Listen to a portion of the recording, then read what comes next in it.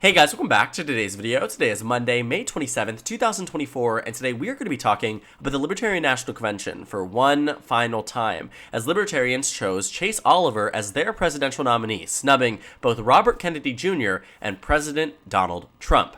Now, you might recall that just yesterday we talked about Donald Trump speaking at the Libertarian National Convention, really trying to rally support behind him from the libertarians across the country. And it was a decision that really came to a surprise of many Democrats, even many independents and Republicans, who were looking at this as a very interesting campaign tactic. But it was pretty much really deducted down to the fact that Donald Trump wanted to expand his lead across a number of battleground states by pouring into a section of the country that 2 to 3% that routinely votes for libertarians to push him over the majority in a number of these key and crucial states, meaning that if President Biden even was to build things back amongst independent voters and other groups of voters and his own core base, you're talking minority voters and younger voters, if President Biden was to win those back, it wouldn't be enough to overcome the lead that Donald Trump would have going into that eventual scenario where President Biden rebounds. And so he made a pitch. He decided he was going to speak at the Libertarian National Convention, him alongside Robert Kennedy Jr. President Biden did not intend, nor did he ever make an effort to speak at the convention himself. And many Democrats wrote that off and said, ultimately, that this is President Biden not playing into any type of unfair types of politics, leaning into another political party, taking advantage of a third party, trying to, in exchange for added political relevance and media relevance, that they would choose him as a nominee. And so President Biden stayed in his lane, stayed amongst the Democratic Party. Donald Trump, on the other hand, really did not. He went so far as to say that if they decided to back him as president, he would put a libertarian in his cabinet. But eventually, when he spoke on the stage, he ultimately found that the libertarian voters here really did not like him on the convention stage. They booed him, they went after him, they heckled him. It was a very, very, very bad look for the former president, and it showed that when he is not up against, an audience that is very favorable towards him, he cannot handle himself. He made comments here where he essentially attacked libertarians across the convention stage. He kept making comments around the fact that they never win elections, saying you don't want to keep winning 3% nationwide, so back me instead. And he made this whole thing sort of similar to a Trump or Make America Great Again rally, where he was saying things, we need to defeat crooked Joe Biden, at which he was met with boos. Not because the audience here is pro-Joe Biden, but because that is not the reason why they are nominating someone. That is not the reason why they have a libertarian nominee for president. And so a lot of what we had heard and a lot of what we had said, did not resonate well amongst libertarian voters. We are now starting to see the direct fallout of that Donald Trump was eliminated very early on and didn't even come to a point where anybody was writing him in after he refused to file paperwork after a very, very bad showing. Donald Trump himself going out on Truth Social, making a very insane comment here, not insane, intense comment that I think should rile up, would rile up some portions of the Libertarian Party, because he says things like, the reason I didn't file the paperwork for the Libertarian nomination, which I would have absolutely gotten if I wanted it, as everyone could tell by the enthusiasm of the crowd last night, was the fact that as the Republican nominee, I'm not allowed to have the nomination of another party. Now, this obviously is just mental gymnastics. Donald Trump asked the convention goers, he asked the delegates to nominate him as the Libertarian nominee, and there is no requirement that would boot him off the ballot as a Republican if he also received the nomination from a Libertarian Party or from a third party. I mean, that is something that is exceptionally out there that he's pulling as an excuse, because he very clearly, and you can see it in the way that what he said, he very clearly wanted their endorsement, wanted their support, wanted their nomination, which is why he went there to speak. It also is another thing, too, that Donald Trump says he absolutely would have gotten the Libertarian Party nomination. This level of cope here is something that I think is very fascinating, because it was evident from the beginning that he was never going to be the Libertarian Party nominee, and yet for some reason, whoever was on his campaign had convinced him or greenlighted the idea that he would speak at a convention of a political party besides his own, because it ultimately ended up with very, very negative press. And then, of course, not only did the boos and the heckles make Donald Trump look bad, it also was the reaction from the public and from prominent libertarians who many other libertarians might look to for direction on this presidential race. If Donald Trump had received the nomination by the Libertarian Party, it would make it much, much, much more likely that libertarians would actually vote for him in the general election. But that obviously was not the case. You can see here that libertarians chose Chase Oliver as their presidential nominee. Chase Oliver, you might recognize his name from the 2022 midterms. He ran for Senate in Georgia, ultimately ended up with 2% of the vote here. Again, something that you might be seeing the Donald Trump campaign looking at and saying, we don't want this again in 2024, where the Democrats get less than a majority, but are able to somehow pull ahead because the Libertarian candidate here is pulling 2% of the vote. And Republicans, whether this is a correct take or not, genuinely believe that without a Libertarian option, those voters would ultimately all be voting for the Republican Party. And I think that's where you saw a lot of this political miscalculation from Donald Trump from the very beginning. The reason for being here is because he saw Libertarians on the ballot in 2022 and believed without their, being in this race here, we might have seen a Republican Senate or potentially a more favorable Republican Senate map for 2024. I mean, if we had a 50-50 map going into this upcoming presidential election year, the Senate would automatically be a Republican flip, and then it would be a question of, where could Democrats do damage control? But now Democrats might have a realistic shot at maintaining Senate control simply because of races like Georgia, where a Libertarian, regardless of what the truth is or not, that Republicans believe a Libertarian's inclusion in this race lost them the Senate race there. And so that started Donald Trump's journey into this presidential election, trying to win over Libertarians, and then went so far as to trying to get them to nominate him, and then ultimately didn't file the paperwork after a very, very, very lackluster performance on the convention stage. And so all of it was really just a bad look for the former president. None of it came out to be a very strong performance, something that they could use in advertisement, something that they could use to appeal to Libertarian voters. And then again, I mentioned Chase Oliver's name because they nominated him as president, which means also they snub Donald Trump very, very directly. But also, this is a comment directly from the new Libertarian nominee for president, where he says that if Donald Trump believes that we are going to nominate him, he's more delusional than I thought. And so this was really the takeaway that we saw from a lot of prominent Libertarians across this convention here. Although they make up 2 to 3% of this country's voting base, that can make all the difference in a number of battleground states. And so while Donald Trump might be right in knowing that, he's wrong in the way that he approached this. And it was very, very clear that they were not happy with him. And so with all of this negative press here, I think, what the campaign needs to start asking itself is, why do we do the things that we do? Despite being in the lead nationwide, it doesn't really look like things are working in their favor when it comes down to media coverage, fundraising data. I mean, even election results in the past three elections, 2021, 22, 23.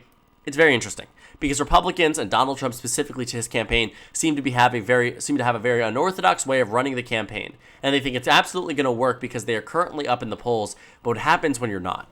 What happens when you don't have a base to turn to? I mean, Libertarians are absolutely going to be more turned off by Donald Trump. I think the takes here that we've seen from some political pundits that there was no fallout from this, that's just absolutely false. I mean, Libertarians were a constituency that if Chase Oliver had faded off more into irrelevancy, had faded off into a position where nobody was talking about him, no one was thinking about him, no one was considering him, then maybe that Libertarian option not being as prominent would have boosted Donald Trump. But he absolutely has now made himself an enemy of many of the prominent Libertarians across the country, many prominent Libertarians within the convention process. I mean, he has built out a name for himself in a very negative way amongst a constituency, again, that rarely does make a huge difference on the national level, but can make a difference in some of these super close and competitive states. And I think that's what we will find here potentially, especially as Chase Oliver now would likely win over many of those voters just simply out of the idea that Donald Trump disrespected and rejected a considerable portion of this country that may not identify as more conservative, may not identify as more liberal, but very much identifies as a Libertarian that could have been swayed by Donald Trump over to his cause if they genuinely believed that Joe Biden was doing a bad job as president, that may never vote for him now because of these comments, because of the way that he approached the situation. It was a level of entitlement that I think really turned off a lot of the Libertarians on the campaign stage. And the fact is, when we talked about him crashing and burning, as we did in a video before, we talked about how it was a bad look. Not only was it a bad look, it also means now that there really isn't a pathway forward for Donald Trump amongst Libertarians. They've already chosen somebody else. He decided to go out too and say, I absolutely would have won that nomination. I mean, it is just a level of disinformation, misinformation, media spinning, narrative creating, whatever it might be. However we want to describe these actions by Donald Trump, it never and it simply is not going to end well amongst this portion of the American electorate, and that is Donald Trump's fundamental problem. What started out as a long shot bid, and arguably 100% true, what started out as a long shot bid that he probably was never going to get, ended up going up in flames because of the way he reacted in a very, very negative manner towards the audience, towards these voters, towards this constituency of the American electorate, that 2 to 3% that comes into this as, a portion of this country that could make or break a presidential election, especially in states like Georgia, when you have an example of now the Libertarian nominee for president, Chase Oliver. Sorry, I keep saying Republican here. It's hard to remember that we're talking extensively outside the two-party system here, but Chase Oliver, the Republican, again, sorry about that, the Libertarian nominee for president, getting 2.07% in 2022. Sure, Herschel Walker probably wasn't going to win that majority anyway, but it absolutely threw this race into a runoff. Had it been a head-to-head race, somebody would have had to make it, to the final 50%. I mean, that's exactly what would have happened here. 49.44 to 48.49, 2.07. Nobody else was on the ballot. And so without Chase Oliver, we would have had our winner that evening. We would have had a very much declared victory for either side of the aisle. But it is that Republicans fear. That this inclusion of a Libertarian Party candidate who, again, while may not lean more left or more right, I will say, though, the analysis from 2016 does show, based on a multitude of political pundits and political organizations, that find that a lot of Libertarian voters do align with Republicans on a number of economic issues. They do mostly align with Democrats on social issues, but largely out of the idea of freedom and small government and not a big government interventionist policy. I mean, there are ways to look at this and certainly spin it that Democrats might have more of the advantage. But they have found that it is more often than not that the voters that are voting Libertarian are more likely to vote for Republicans than Democrats when push comes to shove.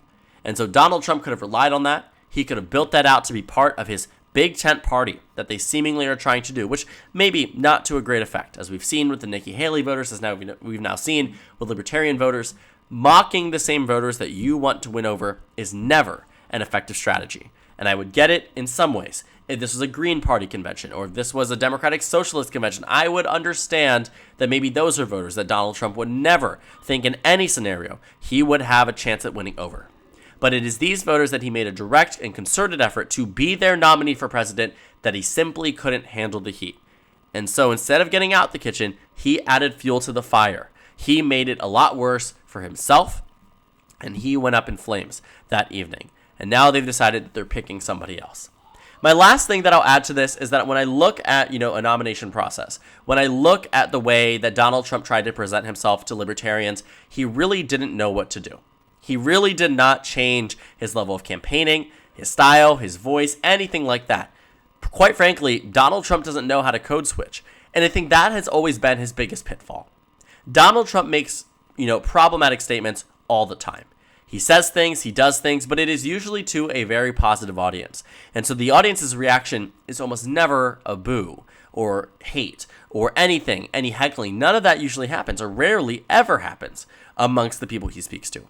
Because he is so painstakingly careful that he can speak to an audience that even if he was to say the most outlandish and a strange thing that you could even imagine from what would be perceived as presidential, those voters, that core constituency, that core base, will still back him. They'll still like him. They'll still applaud for him. Those are the people that Donald Trump is used to talking to. And so when he's faced up against an audience that he doesn't know well, that he hasn't won before, he simply does not make the right decisions. He's not politically smart. He doesn't do the things that you would expect from a politician, much less a former president of the United States. And we're starting to see that being a problem too, when he's going around this country and when he's speaking to different parts of the states. I mean, we were talking about too, when we looked in New York, when he spoke in the Bronx with a concerted effort from the Trump team to win over Black and Latino voters. Well, think about it from this moment, right? He is going to a region of the country that he is not popular in, but he surrounds himself by people he is popular with. And so when you go to the Bronx and you are allowing just, mostly MAGA supporters in, you're very careful about who your audience is. You're very careful about how the marketing is done, who you're bringing people in on purpose. I mean, sure, the optics of it look good. Donald Trump brought in a rally in the Bronx, New York, when he just simply, historically, Republicans have never had any chance at winning New York. And quite frankly, neither has he. But here's the thing. When you're only speaking to your base and you only know how to speak to your base, you don't appeal to swing voters. Donald Trump got lucky in 2016, but luck ran out in 2018, 2020, and 2022. While he may be in the advantage point at this point in time, Donald Trump can still very much lose the presidential election. And the fact is, it doesn't help when you're going around to portions of the country and portions of the electorate and mocking them for not being willing to nominate you despite already being the Republican nominee for president. And so they snub you. They choose somebody else, and that nominee calls you delusional, and so do many other Republicans who call you a wannabe Libertarians who call you a wannabe dictator, and they go after you, and they attack you because your performance was so egregious to them and so, entitled, and something that they didn't expect from someone who was actively seeking their vote. And so that becomes Donald Trump's problem. He is his biggest problem. And we will see this all across the country, on the debate stage, off the debate stage, at rallies, after rallies, at the convention, not at the convention.